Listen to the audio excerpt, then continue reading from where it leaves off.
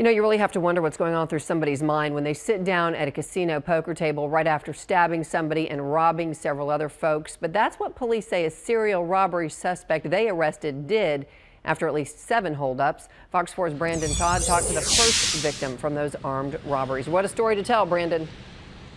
Well, exactly. We're going to tell you a lot about what happened and this suspect. We won't be able to show you the suspect's mugshot, though. Police have asked us not to. They have a lot of victims to talk to, a lot of witnesses to talk to, and they're going to need that for photo lineups. But police do say they're thankful they were able to arrest the suspect before more people were hurt. He just had his hand covered up like that with the knife up to my side. Brandon Phillips thought the man who was holding the knife was kidding. All I could see was a big hunting knife blade sticking out. Then the man, later identified as 28-year-old James Michael Anderson, spoke up. Phillips realized this was no joke. Don't make me kill you, I will do it right now.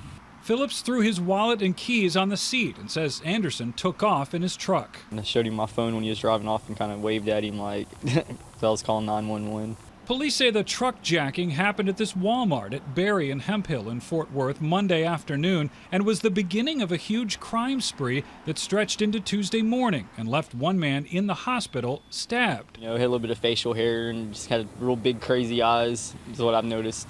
The mainly was his eyes were just kind of really big. Detectives say less than an hour after stealing the truck, the suspect came here to this subway near Trail Lake and I-20. Surveillance video shows the man getting into the stolen truck parked next to an SUV with a woman and her 2 children.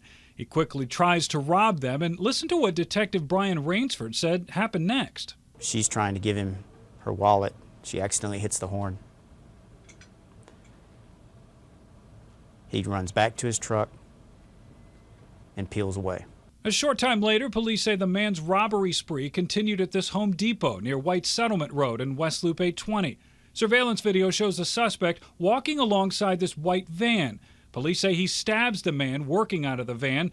You then see the man back up. Suspect walking toward him. The man throws his wallet at the suspect, who gets back in the stolen truck and drives away. This individual was on a spree that was unusual in what we normally investigate. Fort Worth police say Anderson committed 2 more robberies Tuesday morning, but when he turned up again, it was at a poker table at the WinStar Casino in Oklahoma. And Gainesville police, along with investigators from the casino, were there. He was arrested for possession of the stolen truck, as well as committing a vehicle burglary in the parking lot while he was at the casino. I was mad at myself for giving him my truck, but now that I've heard about other people getting stabbed, that I would think that, he really might have stabbed me if I wouldn't have gave him my keys and my wallet. He was picking people totally at random in daylight in parking lots. And with the victim that was stabbed, he stabbed the victim before making a demand.